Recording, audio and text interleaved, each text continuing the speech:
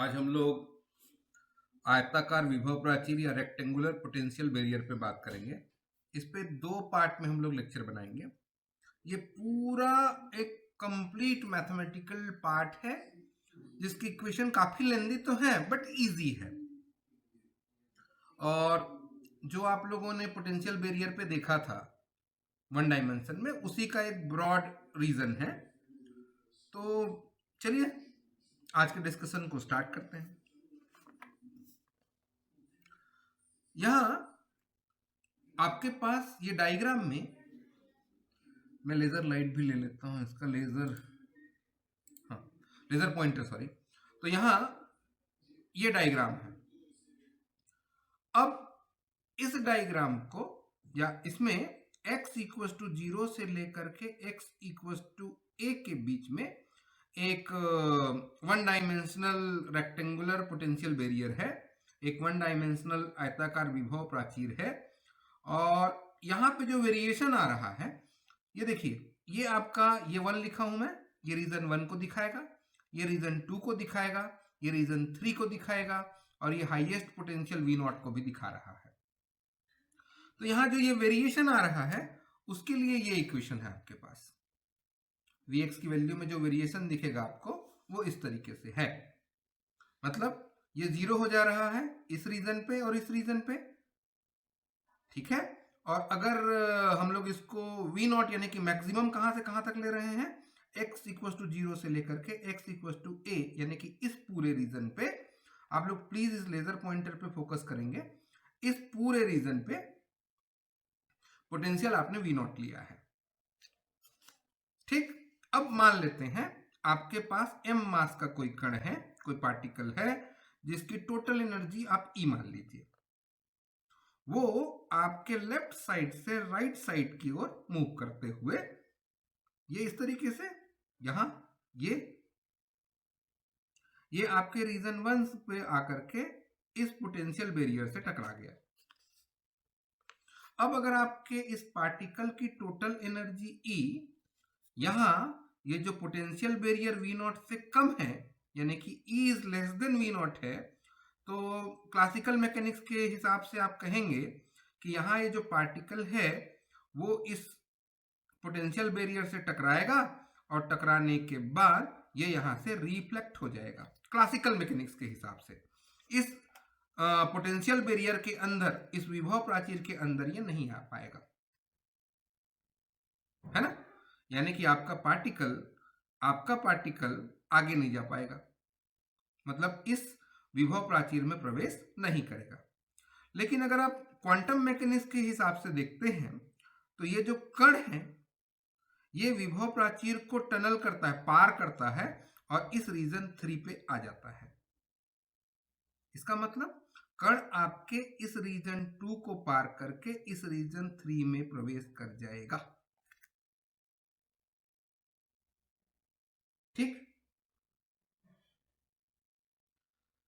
लेकिन अब हम लोग बात इस पे करते हैं कि हमारा ये जो पार्टिकल है उसके साथ ये बिहेवियर कैसे आ रहा है ना। हम लोग दो बातें कर रहे हैं। क्लासिकल मैकेनिक्स के हिसाब से कह रहे हैं परावर्तित होगा, विभव प्राचीर में प्रवेश नहीं करेगा। लेकिन क्वांटम के हिसाब से बात करते हैं तो कण विभव प्राचीर को पार करके इस क्षेत्र 3 में पहुंच जाता है, प्रवेश कर जाएगा, ठीक। और कण 2 के इस क्षेत्र 2 में, क्षेत्र 2 को पार करके क्षेत्र 3 में प्रवेश करने की प्रायिकता शून्य नहीं रहेगी। मतलब कुछ न कुछ प्रोबेबिलिटी है कि वो पार्टिकल आपके इस रीजन 1 से लेकर के 2 होते हुए इस 3 रीजन पे आएगा। क्लियर है बात। अब जब आपका कण इस रीजन 3 में, आपका जो पार्टिकल है इस रीजन 3 में पहुंच जाएगा, तो जैसे कि आपने कहा था कि आपके पार्टिकल की एनर्जी E है और वो इस V0 से छोटा है, तो V0 माइनस E, और आपका ये पोटेंशियल बैरियर का ब्रेथ देखिए, चौड़ाई देखिए, ये A है ना। इसका मतलब इस रीजन 3 में जो आपका पार्टिकल आ रहा होगा वो इन दोनों पे डिपेंड करेगा। किस पे? किस पे? V0 माइनस E और A पे। इसका मतलब वी नॉट माइनस ई का मान जितना कम होगा और ए का मान भी जितना कम होगा, यहाँ पे पार्टिकल के आने की जो प्रोबेबिलिटी है उतना ज्यादा होगा। ठीक, अब दूसरा केस मान लेते हैं कि आपका ये जो पार्टिकल है जो यहाँ आ रहा है उसकी टोटल एनर्जी E अगर V नॉट से ज्यादा है तो क्लासिकल के हिसाब से क्या कहेंगे आप? आपका पार्टिकल सीधा सीधा यहां आएगा, टकराएगा, आगे निकल जाएगा और सीधा, ठीक है। लेकिन अगर आप क्वांटम के हिसाब से बात करते हैं तो यहां यह नहीं कहा जा सकता कि कण इस प्राचीर को, इस पोटेंशियल बैरियर को टनल करके भेद कर ही जाएगा। मतलब इस टनल को भेदने की, इससे निकलने की कुछ निश्चित प्रायिकता जरूर होगी।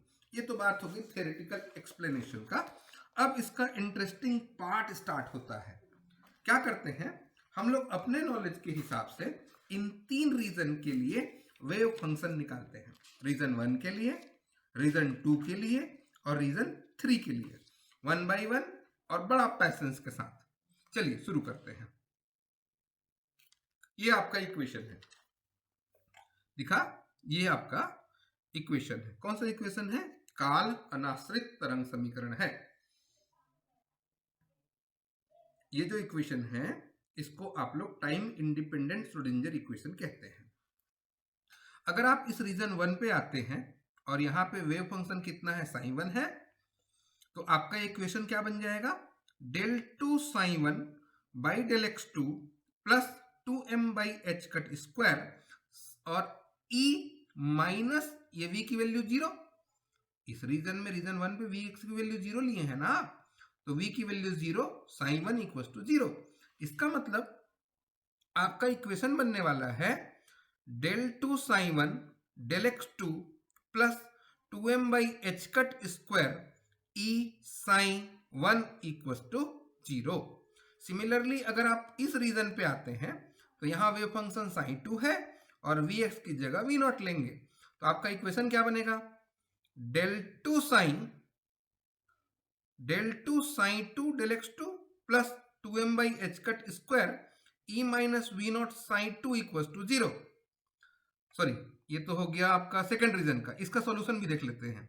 ये डिफरेंशियल इक्वेशन है, रीजन 1 का ये डिफरेंशियल इक्वेशन है। तो इसके लिए सॉल्यूशन आप क्या लेंगे?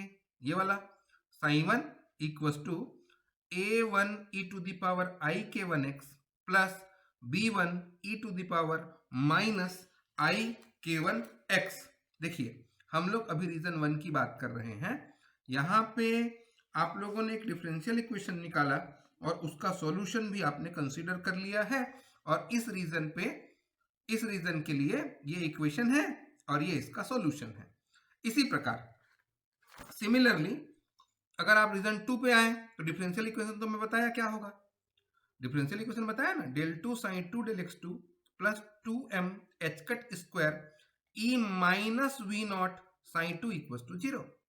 अब इसका सॉल्यूशन अगर मैं पूछूं तो इसी के हिसाब से अगर देखें आप तो यहाँ psi 2 a2 e to the power i k2x plus b2 e to the power minus i k2x, यहाँ का टर्म 1 ऑलवेज इंसिडेंट को दिखाएगा और ये जो टर्म 2 है वो रिफ्लेक्टेड को दिखाता है।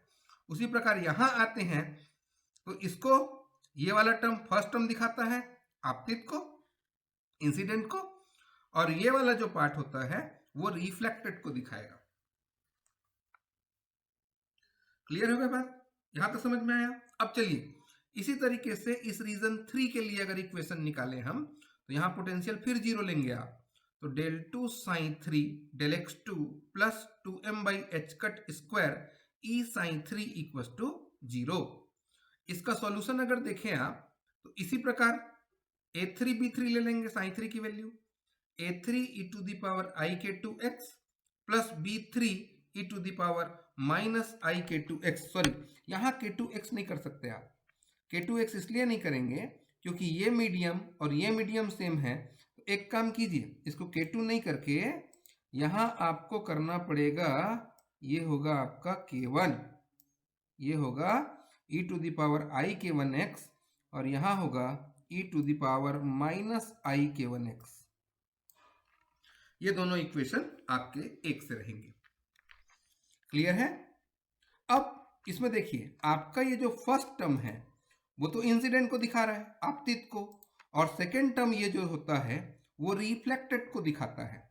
लेकिन यहाँ पे कोई परावर्तन नहीं होगा क्योंकि बैरियर है नहीं।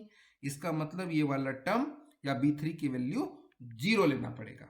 ये टर्म को अगर 0 लेंगे तो sin 3 की वैल्यू आपको मिलने वाला है A3 e to the power I k1x। ये आपका वैल्यू होगा, ये 1 होगा ना। क्लियर है बात? अब ये 3 इंपॉर्टेंट इक्वेशन आपके पास है और यहीं से आप अपना सॉल्यूशन स्टार्ट करने वाले हैं। चलिए अब एक काम करते हैं, जैसा कि आप सबको पता है बाउंड्री कंडीशन लगाते हैं। बाउंड्री कंडीशन मतलब x इक्वल्स टू 0 की बात करते हैं। मतलब आप हैं अब रीजन 1 और इस रीजन 2 पे, ये रीजन 1 और रीजन 2 पे x इक्वल्स टू 0। यहाँ पे देखिए साइन 1 इक्वल्स टू होगा साइन 2 के, और del sign 1 by del X equal होगा del sign 2 by del X के। ठीक है, तो यहाँ बाउंड्री कंडीशन हम लोग अप्लाई करते हैं। चलिए बाउंड्री कंडीशन लगाइए। तो पहला बाउंड्री कंडीशन आपने अप्लाई कर दिया, क्या है? Psi 1 equals to psi 2 at x equals to 0 के लिए। क्लियर है बात? अब साइन 1 और साइन 2 की वैल्यू रखिए। साइन 1 की वैल्यू कितना लिए थे आप? साइन 1 की value a1 e to the power i k1x plus b1 e to the power i k2x। तो x की वैल्यू 0 करेंगे तो e का पावर 0, यहाँ भी e का पावर 0। सिमिलरली यहाँ k2 i k2x और माइनस i k2x वो भी 0 हो गया। तो a1 e to the power 0 plus b1 e to the power 0 equals to a2 e to the power 0 plus b2 e to the power 0, e to the power 0 यानी कि 1। तो a1 plus b1 equals to a2 plus b2, ये आपका next equation है। आगे गए तो आपने कहा del sign 1 del x equals to del sign 2 by del x at x equals to 0 की बात करते हैं। ये जो इक्वेशन रहा है आपका, इक्वेशन नंबर 1 और 2, उसको x के रेस्पेक्ट में पहले डिफ्रेंशिएट करेंगे। तो अगर आप डिफ्रेंशिएट करते हैं तो आपको ये मिलेगा, क्या मिलेगा? a1 i k1 e to the power i k1x minus b1 i k1 e to the power minus i k1x। उसी तरीके से a2 i k2 e to the power i k2x minus b2 i k2 e to the power minus i k2x आएगा। x की value 0 रखेंगे तो e की value ये 0 0 और 0 हो जाएगा। ठीक है, यानी कि क्या आएगा? ये a1 k1 b1 k1 a2 k2 b2 k2 और i को कॉमन निकाल के कैंसिल करवा देंगे, है ना। यहाँ ये i बचा हुआ है, यहाँ से i को कॉमन निकालते हैं, या i k1 कॉमन निकालिए और यहाँ से i k2 कॉमन निकाल लीजिए। ठीक, और i को दोनों साइड से कैंसिल करवा दीजिए। यहाँ से हम लोग i के वैल्यू को, ये जो i है उसको इन दोनों जगह से कैंसिल करवा देते हैं। k1 को ट्रांसफर करवा के k1 k2 by k1 a2 minus b2 कर देते हैं। ठीक है, आपके पास ये आया a1 minus b1 k2 by k1 a2 minus b2, ये इक्वेशन नंबर 5 बन के आ गया। ठीक, देखिए 1 इक्वेशन निकाले हम लोग, solution of the differential equation in region 1, 2 निकाले थे रीजन 2, 3 निकाले थे रीजन 3, फिर हमने बाउंड्री कंडीशन लगाया है, x की वैल्यू 0 रखा है सीधे सीधे, फिर डिफरेंशिएट किया, फिर x की वैल्यू 0 रखा, तो आपको इक्वेशन 4 और इक्वेशन 5 मिल गया है। अब हम लोग क्या करते हैं, ये दोनों इक्वेशन को लीजिए, इक्वेशन नंबर 4 और इक्वेशन नंबर 5। टारगेट है ये जो कांस्टेंट आए हैं ना a1 b1 और a2 b2, इसकी वैल्यू निकालना। तो एक काम कीजिए, पहले आप ये जो दो समीकरण निकल के आए हैं इनको सॉल्व करना शुरू कीजिए। यहां एक लाइन ड्रॉ कर देता हूं मैं,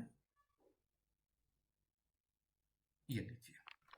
अब इन दोनों समीकरण को अगर हम ऐड कर दें दोनों समीकरण को अगर आप जोड़ देंगे तो आपके पास से ये जो रीजन आएगा, ये जो आंसर आ रहा है, ये b1 और ये वाला b1 कैंसिल हो जाएगा, ये दोनों ऐड होकर के क्या आ जाएगा, ये 2a1, और उसके बाद देखिए a2 और a2, तो k2/k1 + 1, ये वाला आंसर आया, और इसको करेंगे तो 1 है यहाँ और ये माइनस में है, ये b2 के टर्म पे आया।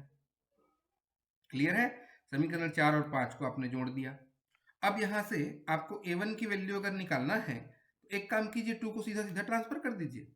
तो 2 को अगर ट्रांसफर करेंगे तो आपको क्या मिल जा रहा है, आपके पास ये जो आंसर आ रहा है, ये a1 = 1 + k2/k1, और ये 2 ट्रांसफर हो गया, ये जो 2 निकाले हैं आप, ये 2 यहाँ से ट्रांसफर होकर के ये देखिए यहाँ पे आया है 2, ये, और यहाँ पे भी 2 डिवाइड हो गया है। क्लियर है? ये a1 1 + k2/k1 a2/2, 1 - k2/k1 b2/2, ये इक्वेशन नंबर 6 बना। एक काम कीजिए, इन्हीं दोनों इक्वेशन को अब सब्ट्रैक्ट कर दीजिए। इन दोनों इक्वेशन को हम लोग अब सब्ट्रैक्ट कर देते हैं। अगर सब्ट्रैक्ट करेंगे तो ये साइन क्या हो जाएगा, ये माइनस, ये साइन क्या हो जाएगा, प्लस, ये फिर माइनस, और ये हो जाएगा प्लस। ठीक है ना? जब भी हम लोग माइनस करते हैं तो साइन चेंज होता है, ये कैंसिल, ये 2b1 = 1 - k2/k1 a2 और 1 + k2/k1 b2, ये आपके पास आएगा। अब अगर इस 2 को ट्रांसफर कर देते हैं आप, तो आपके पास 1 - k2/k1 a2/2 + 1 + k2/k1 b2/2 आ जाएगा। ये आपका नेक्स्ट इक्वेशन बन गया। ठीक है? अब आगे चलते हैं। ये 2 इक्वेशन बना के हमने कांस्टेंट की वैल्यू पता कर ली। वापस आते हैं x = a के लिए, तो sin2 = sin3 होगा। देख लीजिए बाउंड्री कंडीशन वाला डायग्राम, x = a पे sin2 और sin3 के साथ कनेक्शन होगा, तो ये हो गया x = a के लिए। इसी तरीके से दूसरा del sin2/del x और del sin3/del x भी आएगा। ठीक है? x = a के लिए भी। तो पहले इसको सॉल्व करते हैं, चलिए। sin2 की वैल्यू रखेंगे तो कितना होगा, a2 e⁻ik2a + b2 e⁻−ik2a = a3 e⁻ik1a। ये सीधा सीधा सा इक्वेशन नंबर 8 है। अब दूसरा बाउंड्री कंडीशन तो आपने कहा जैसे वहां लिया था वैसे यहां लेंगे, del sin2/del x और del sin3/del x। एक काम कीजिए, sin2 को x के रेस्पेक्ट में पहले आप डिफ्रेंशिएट कर लीजिए और sin3 को भी, फिर उसमें x की जगह a रखिएगा। ठीक? तो अगर x के रेस्पेक्ट में इसको करते हैं sin2 को, तो ik2 a2 e⁻ik2x -ik2 b2 e⁻−ik2x = ik1 a3 e⁻ik1x आएगा। अब x की वैल्यू a रख दीजिए, x की वैल्यू a रख दीजिए, तो यहां ये i और i कॉमन निकलेगा, यानी ik2 कॉमन निकलेगा, यहाँ ik1 कॉमन निकलेगा, और है ही ये, तो i और i कैंसिल होकर के क्या बच जाएगा, k2 a2 a2 e⁻ik2a -b2 e⁻−ik2a, ये वाला रिजल्ट आया। इक्वल ये, अब इस k2 को ट्रांसफर कर दीजिए आप, या फिर एक काम करें, क्या a3 की अगर वैल्यू निकालनी हो या उसके हिसाब से करें तो इसको इधर ट्रांसफर कर दिए, तो ये क्या आ गया, a2 e⁻ik2a -b2 e⁻ik2a k1/k2 a3 e⁻ik1a आ गया। ठीक? ठीक, आगे चलते हैं, आगे चलते हैं। अब वापस आपके दिमाग में आ रहा होगा कि a2 b2 और a3 इनकी भी वैल्यू निकलनी चाहिए। अब इसकी वैल्यू कैसे निकालेंगे आप? एक काम करते हैं, इनको जैसे आपने पहले किया था वैसे ही अभी भी प्लस एंड माइनस कर दीजिए। एक काम करते हैं, इस इक्वेशन 8 और 9 को पहले ऐड कर देते हैं। 8 और 9 इक्वेशन को पहले ऐड कर देते हैं। ये देखिए, अगर ऐड करेंगे, अगर ऐड कर देंगे तो ये दोनों टर्म एक दूसरे को कैंसिल कर देंगे और ये दोनों ऐड होकर के 2a2 e to the power I k2 a equal, यहां से 1 निकल आएगा, नहीं, 1 plus k1 k2 a3 e to the power I k1 a आ जाएगा। क्लियर है? क्लियर है?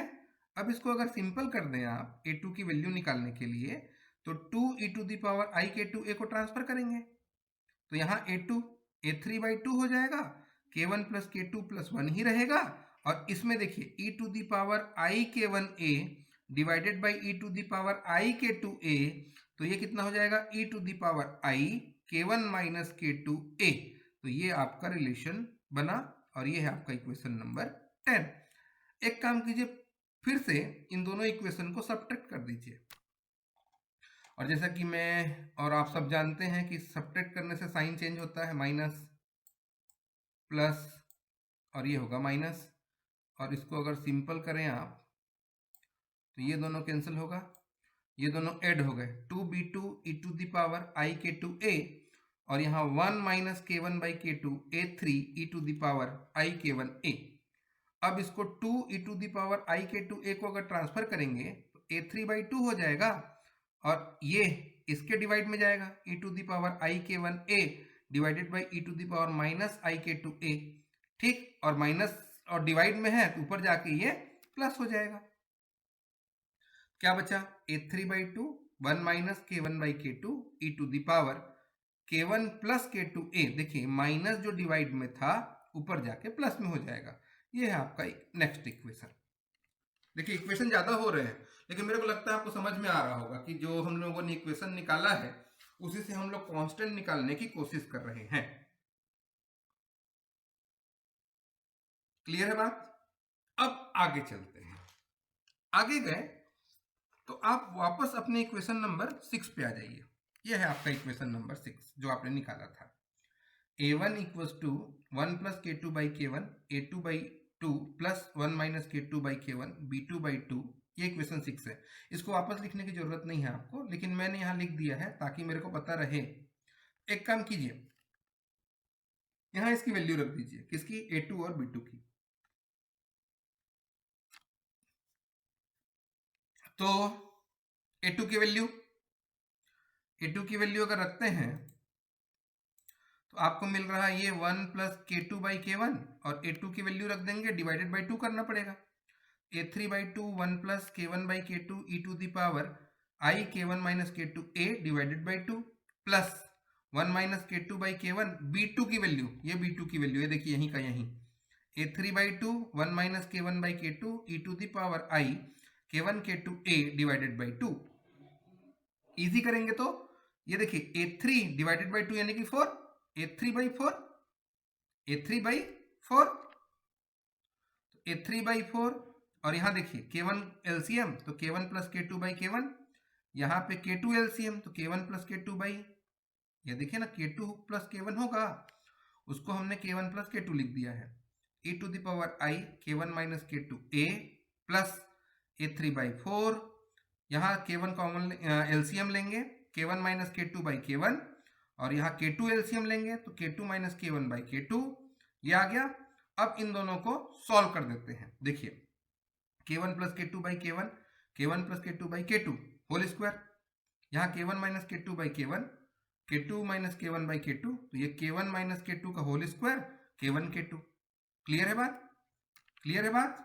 क्या मिला, यहां से देखिए ये k1 प्लस k2 का होल स्क्वायर k1 k2, और बाकी सब सेम, k1 प्लस k2 का whole square e to the power I k1 minus k2 a, और यहाँ पे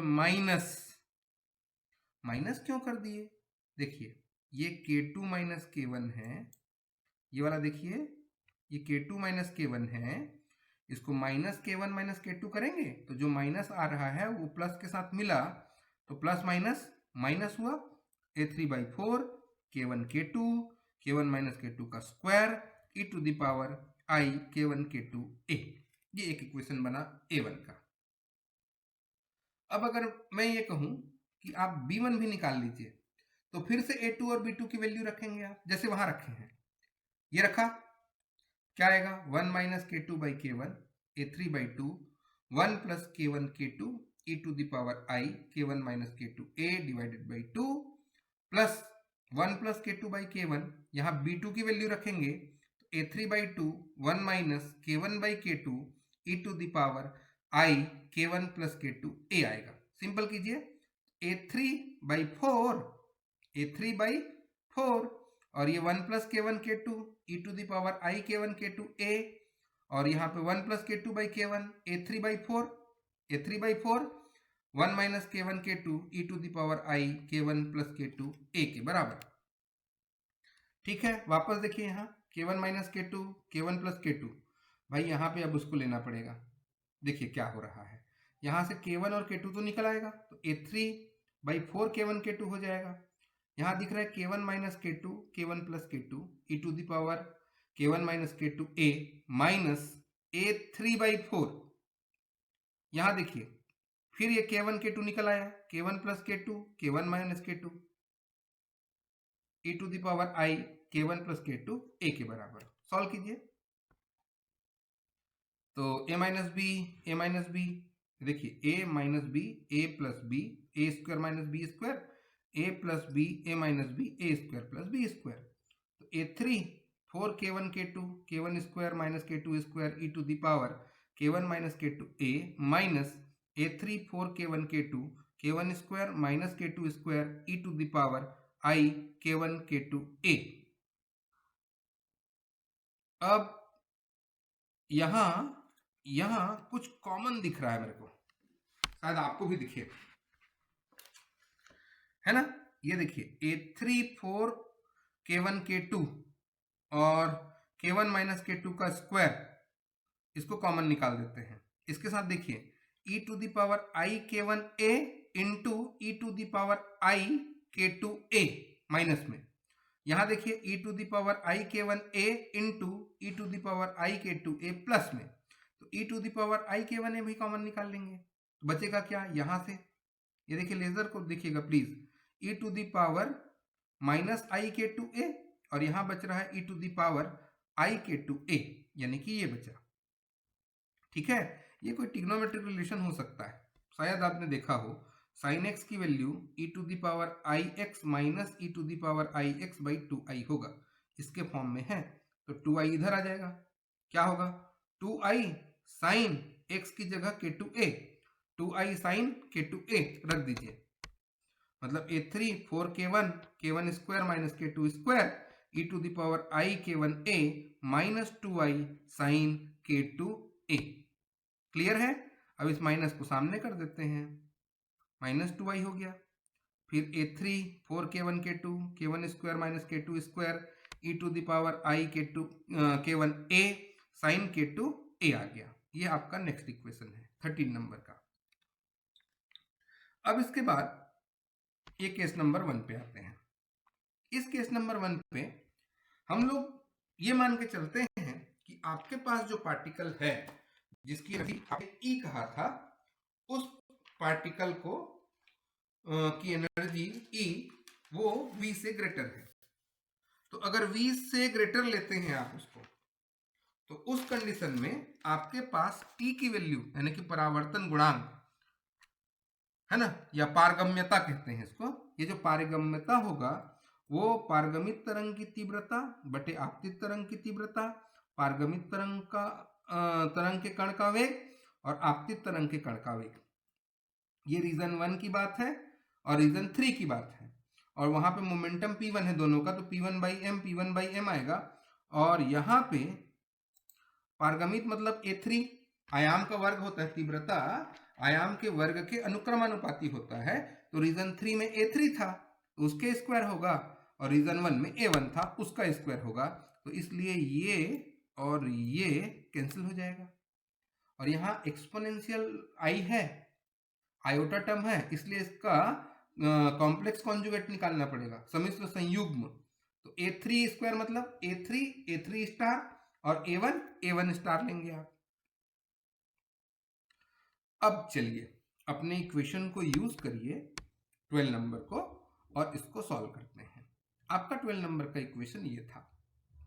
इसको लिखिए नहीं, आप मिला के देख लीजिए ये इक्वेशन 12 है कि नहीं। ये हुआ a1 a3 4k1 k2 k1 plus k2 square e to the power I k1 minus k2 a minus a3 4k1 k2 k1 minus k2 square e to the power I k1 k2 a। अब एक काम करते हैं, इसको हम लोग solve करना start कर देते हैं। तो जब इसको आप सिंपल करेंगे तो a3 4k1 k2 ठीक, और e to the power I k1 a निकाल लेते हैं यहां से, e to the power I k1 a क्या बचेगा, देखिए ये वाला टर्म निकल गया, ये टर्म पूरा बचेगा k1 प्लस k2 स्क्वायर, और यहां से I k1 a निकल गया तो क्या बचेगा, e to the power minus I k2 a बचेगा। फिर minus minus k1 minus k2 का square e to the power I k2 a ये बचा, और इसके साथ k1 वाला निकल गया है तो k2 वाला बच गया। अब एक काम कीजिए, इसमें a3 डिवाइडेड बाई a1 कीजिए और इस 4k1 को ट्रांसफर कर दीजिए और डिवाइड में ये पूरा आ जाएगा, मतलब 4k1 e to the power I k1 a k1 square plus k2 square plus 2k1 k2 whole square है तो a प्लस b का होल स्क्वायर के हिसाब से, यहाँ a माइनस b के होल स्क्वायर के हिसाब से k1 square plus k2 square minus 2k1 k2 e to the power I k2 a आ जाएगा। आगे गए तो आपके पास ये इक्वेशन क्या बना, 4k1 k2 as it is है। अब इसको मल्टीप्लाई कर दीजिए इसके साथ, e to the power minus I k2 a को इससे, e to the power minus I k2 a को इससे, e to the power minus I k2 a को इससे, उसी तरीके से इसको भी। अब यहाँ देखिए सिमिलरिटी क्या है इसमें, एक टाइप के जो टर्म है उनको कलेक्ट करना शुरू कर दीजिए, ठीक, और उसको फिर सॉल्व करेंगे। कैसे करेंगे देखिए, यहां से ये जो टर्म है आपका, एक सेकंड, ये जो टर्म है आपका k1 वाला और यहां टर्म है आपका k1 वाला, इसमें से ये k1 स्क्वायर है e to the power minus I k2 a, और यहां है k1 term e to the power I k2 a, ठीक है, और plus 2k1 k2 e to the power minus I k2 a। तो यहां देखो k1 square k2 square e to the power minus I k2 a, यहां देखिए minus k1 square k2 square, इन दोनों में एक ही चीज है, क्या चीज है, k1 प्लस k2 का स्क्वायर कॉमन निकाला, क्या बचेगा, e to the power minus I k2 a, यहाँ क्या बचेगा, e to the power I k2 a बच जाएगा।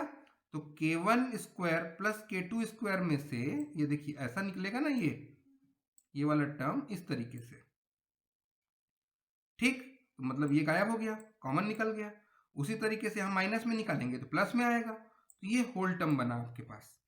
क्लियर है, इसको मिटा देता हूं, इरेज में इसको मिटा देता हूं,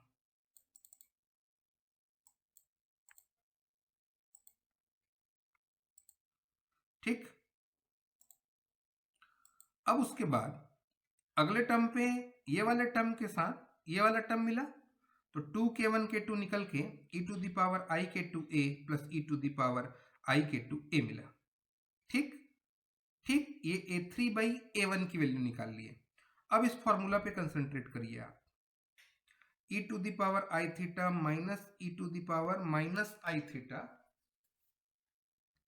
तो ये 2i साइन थीटा, और e to the power I theta plus e to the power minus I theta, तो ये 2 cos थीटा आ जाएगा, ठीक। आपके पास ये इक्वेशन बना, 4k1 k2 e to the power I k1 a, और फिर minus k1 square plus k2 square e to the power I k2 a minus e to the power minus I k2 a, इस form में इसको change कर लिए, ठीक, plus 2k1 k2, ये तो उसी फॉर्म में है ही, सेम फॉर्म में है ये दोनों, इसकी वैल्यू रखें, इसके जगह पे क्या लिखेंगे आप, 2i साइन k2a, और इसकी जगह पे क्या रखेंगे आप, ये वाले की जगह प्लस वाले के लिए 2 cos, तो cos k2a, तो आपके पास आया 4k1k2 e to the power i k1a minus k1 square plus k2 square 2i sine k2a plus 2k1k2 2 cos k2a के टर्म पे। ये रिजल्ट आपके सामने है। यहां से 2 अगर कॉमन निकाल लें आप, यहां से 2 कॉमन निकाल लेते हैं और ये माइनस वाले टर्म को इस प्लस वाले टर्म के बाद लिखेंगे, तो 2 कॉमन निकलने से क्या बचेगा, यहां से 2 कॉमन निकाल लिया तो 2k1k2 cos k2a माइनस 2 बाहर निकल के आ गया तो i k1 square plus k2 square sine k2a आ जाएगा। ये इक्वेशन बना। अब यहाँ का 2, ये देखिए यहाँ का 2 इस 2 के साथ कैंसिल हुआ, ये वाला 2 इस 2 के साथ कैंसिल होगा, यहाँ 2 बचा, ठीक है, तो ये 2 बच गया, तो 2k1k2 e to the power i k1a 2k1k2 cos k2a minus i k1 square plus k2 square sine k2a। ये इक्वेशन नंबर 15 है। इसके आगे का सॉल्यूशन हम लोग अगले लेक्चर पे देखते हैं। यहाँ तक आप बहुत अच्छे से नोट करिए और अच्छे से मैथमेटिकल एक्सप्रेशन को कीजिएगा, ठीक। Thank you.